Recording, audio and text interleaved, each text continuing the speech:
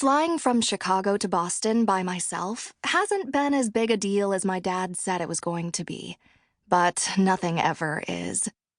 The second I turn on my phone, it dings with 3 texts from him.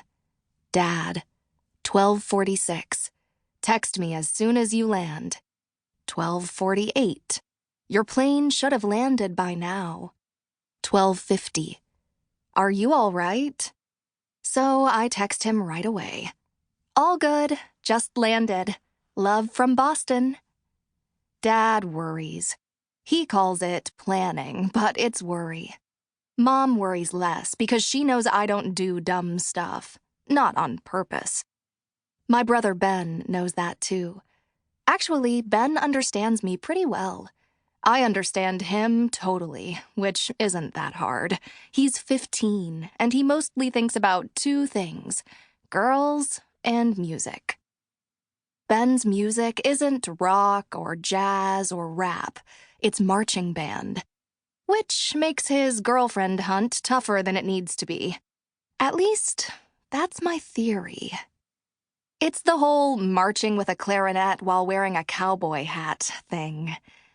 However, if it hadn't been for Ben's August band camp, the entire family might be here on the plane with me, and I wouldn't be getting to spend time alone with Grandpa.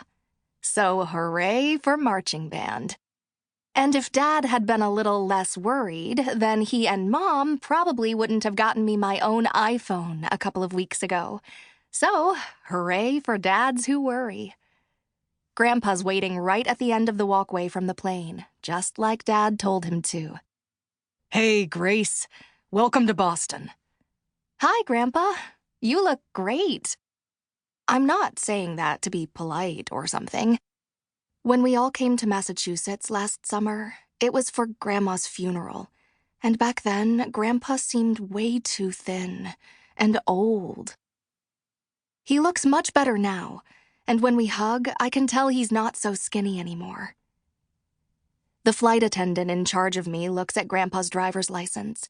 After he signs a form, we're on the move, me with my backpack and him pulling my suitcase. Anything at baggage claim? Nope. Good. So we're headed for central parking, unless you're hungry. Dad loaded me up with tons of food. I could survive on the leftovers for weeks. That's my son-in-law, the Eagle Scout. Once an eagle, always an eagle. Then he says, Hey, did you see that link I sent you about how they're making jet fuel out of vegetable oil? Yeah, I loved that. Of all the people in the world, I think Grandpa understands me best.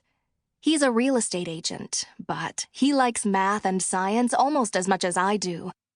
Last week, we swapped texts while we watched an episode of Nova, and for years, he's been emailing me links to news he finds online, like the article about robots that can travel through space, and they can keep building new copies of themselves. And they do that for thousands of years, until the whole galaxy gets explored. Except, I can't prove that Grandpa is really into the science stuff.